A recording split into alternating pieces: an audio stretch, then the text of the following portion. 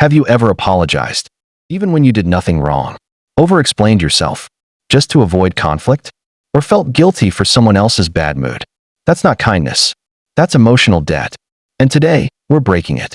What is emotional debt? Emotional debt is when you carry responsibility for emotions, problems, or expectations that were never yours to begin with. It sounds like, I should have handled that better. Maybe it's my fault they're upset. I need to fix this. Even when, deep down, you know you didn't cause it. Over time, this turns into a pattern. You overcompensate. You overgive. You over-apologize. Not because you're wrong, but because you've been trained to feel wrong. Where it comes from, this doesn't just appear randomly. It usually starts in environments where love was conditional, peace depended on your behavior, or emotions around you were unpredictable.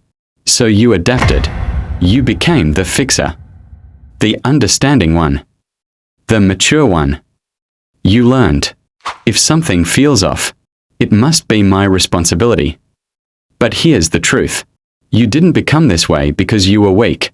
You became this way because it worked. At the time. Now, it's just exhausting. The hidden cost. Living in emotional debt slowly drains you. You start losing your boundaries, your voice, your sense of self. You become hyper-aware of others and disconnected from yourself. And the worst part? People get used to it.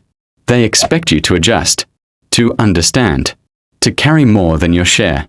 Not because they're always manipulative, but because you've unintentionally taught them that you will. Emotional sovereignty. This is where emotional sovereignty comes in. It means you take responsibility for your emotions and stop taking responsibility for everyone else's. It's the ability to say, I understand how you feel, but that's not mine to fix.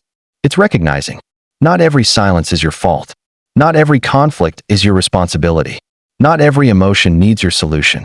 And most importantly, you are allowed to exist without constantly proving your worth. How to break the pattern. Start small. Pause before apologizing. Ask yourself, did I actually do something wrong?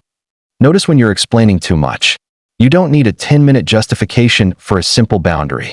Replace guilt with clarity. I didn't cause this. I don't need to fix this. I can care without carrying it and expect discomfort. Because when you stop overcompensating, it will feel unfamiliar. But unfamiliar doesn't mean wrong. It means you're changing. You are not responsible for managing every emotion in the room. You were never meant to carry that weight. Let go of the debts that were never yours and step into something stronger. Control over your own emotional world. That's not selfish.